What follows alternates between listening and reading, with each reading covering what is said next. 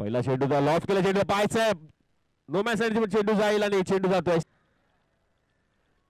आणि rubber ball आहे. Rubber ball थोडासा हलका असतो, बाउन्स देखील या चेंडूला जास्त असतो. आउटफील्ड मध्ये चेंडू बाउन्स झाला आणि या ठिकाणी मात्र मला वाटतं एक कुठे चेंडू होता. वॉल स्ट्रोक जबरदस्त हिट होतोय निलेश वैद्यच्या बॅट मधून. डीप कव्हरच्या दिशेने चेंडू जाईल 6 धावांसाठी. मी म्हणालो होतो निलेश वैद्य यांचं स्ट्रोक सिलेक्शन खूप महत्वाचं आहे या मॅच मध्ये, कारण की त्यांना आता जबाबदारीने फलंदाजी करावी लागेल. या ठिकाणी माझा पूल केला जातो, पूल सक्सेसफुल होतोय. वॉट अ स्ट्रोक, जबरदस्त हिट. पुन्हा एकदा डीप कव्हरच्या दिशेने चेंडू जाईल.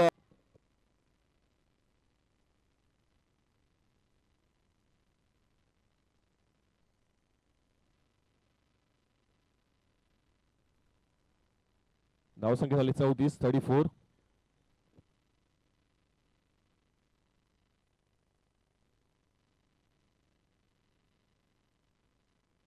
या ठिकाणी मात्र पाहायचं आणि झेल टिपणं खूप गरजेचं, धोक्याचा ठरू शकतो आपल्या संघासाठी, कारण की आपण जर पाहिलं डीप मिड विकेटला आणि त्यासोबतच थोडासा वाईडिश डीप मिड विकेटला राहुल शिर्के देखील होते. त्यांनी देखील मला वाटतं प्रयत्न थोडासा केला पाहिजे होता, पण मला वाटतं रत्नाकांच्या हाताच्या मागे चेंडू पडलाय आणि एक सोपा